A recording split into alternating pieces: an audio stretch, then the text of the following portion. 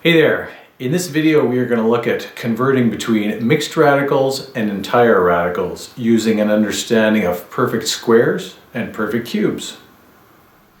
Alright, first of all we're going to look at a few mixed radicals here and see if we can turn them back into entire radicals, starting with that first one there. This is 3 root 5, or in other words 3 times root 5. Now to be able to turn it back into an entire radical, the key is seeing that this can be written as the square root of 9, or 3 times 3. And then if the square root of 5 stays the same way, square root of 9 times square root of 5, if this is a multiplication here, you can write it all under one square root sign. 9 times 5. Square root of 9 times square root of 5 is the square root of 9 times 5, or the square root of 45. This is an entire radical. This is a mixed radical, but those are equivalent to each other. If you go to your calculator and you evaluate root 45 and you evaluate root 5 times 3, they'll be the same decimal equivalent. Let's see if we can do this one. The difference here is this one is a cubed root, so we have to think about that carefully. This 2, we're going to have to think about what that is the cube root of. Or in other words, cube that number. 2 cubed is 8. So 2 is the cube root of 8. And then I'll leave the cube root of 10 right there. If you're multiplying those two things, you can write it as cube root of 8 times 10. Or in other words, cube root of 80. Alright, again, that and that are equivalent if you go to a calculator and work them both out. Third one over here, 5x root 7. 5 times x times root 7. We have to think about what that is the square root of. That is a square root of 25x squared, right? 5x times 5x is 25x squared. So 5x is the same as the square root of 25x squared times root 7. If you put that all together, because when it's multiplying you can write it under a single square root sign, 25x squared times 7, or in other words, multiply the coefficients there and you have square root of 175x squared. Alright, so that's taking mixed radicals and turning them into entire radicals. We're going to do the opposite right now, which requires usually a little bit more thinking. Here are 4 entire radicals, and we're going to try and turn them into mixed radicals. The key is looking for a perfect square factor that each of those numbers have, if it's square root, or looking for a perfect cube factor if it's cube roots you're dealing with. Now, one way you can do this, the square root of 18 here, if you happen to recognize that 18 is 9 times 2, and then just the opposite of the process we had up above, if we have square root of 2 numbers multiplied, we can write them as 2 separate square roots. Square root of 9 times square root of 2. Square root of 9 we know, that's why I chose to split the 18 into 9 and 2. Square root of 9 is 3, so we can write that as 3. Root 2, we can't evaluate to a whole number, so we're going to leave it like that. That is a mixed radical that is equivalent to this entire radical at the start here. Now the reason again that I made this 9 times 2 is because 9 is a perfect square. 9 is a perfect square factor that 18 has. You could write 18 as 6 times 3, but neither one of those is a perfect square, so that's not going to help you.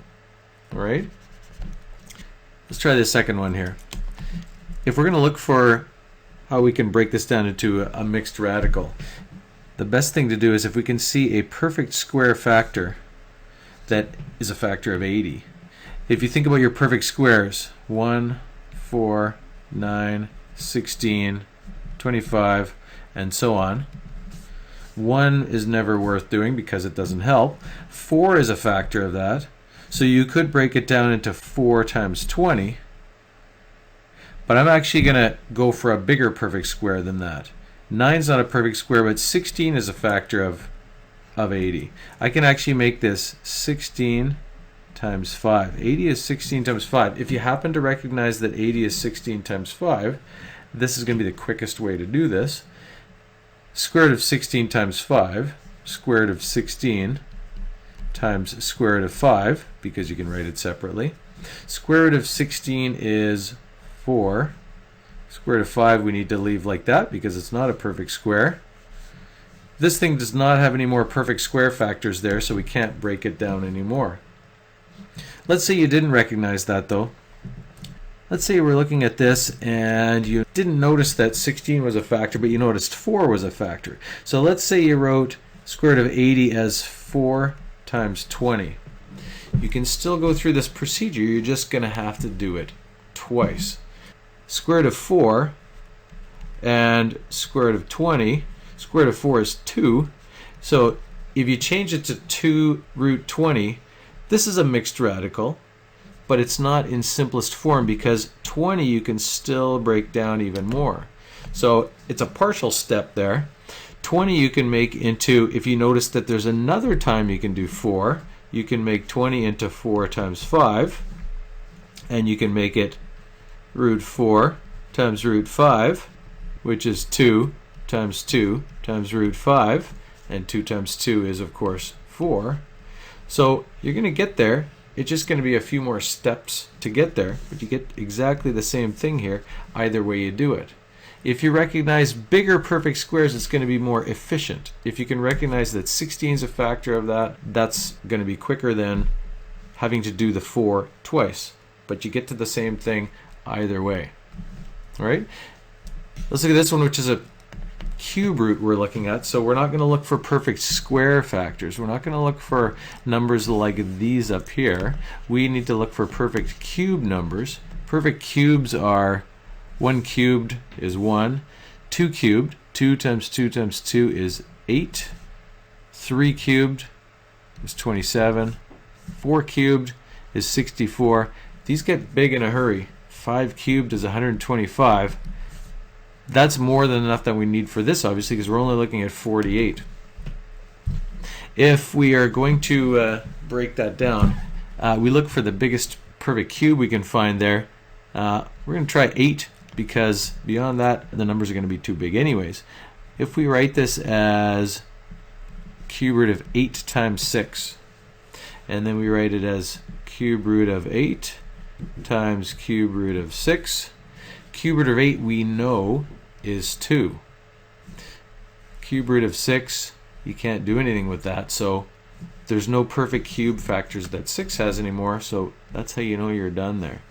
This, if you go to your calculator, those two things are going to be equivalent to each other. The last one over here, square root of 75x cubed. We're back to looking at perfect square factors. So we're going to look at the 75 first. The 75 we can write as 25 times 3. The x cubed we're going to write as x squared times x. X cubed is like x times x times x. There's 3 factors of x there. So 2 of them together are x squared, and that's a perfect square. There's 2 perfect square factors in here, 25 and x squared. So I'm going to write these in a slightly different order here, because those 2 are the ones I'm going to take out. 25x squared at the beginning, and I'm going to write this as 3x over here. The reason I'm going to do that is because if I write this 25x squared and square root of 3x like this, this one, you know, this one is a perfect square. Square root of 25x squared is 5x, same as we had up above. This over here is not a perfect square, and we're going to leave it like that. There's no perfect square factors left. 3, no perfect square factors in that. X, no perfect square factors in that. This is the simplest form of that. That one, since there's a variable involved, it's not as straightforward to check on your calculator. You could pick a random number for x and check both by substituting in the top, substituting in the bottom, and checking that way if you like. All right? So there are several examples of changing mixed radicals to entire radicals. and entire radicals to mixed radicals in simplest form.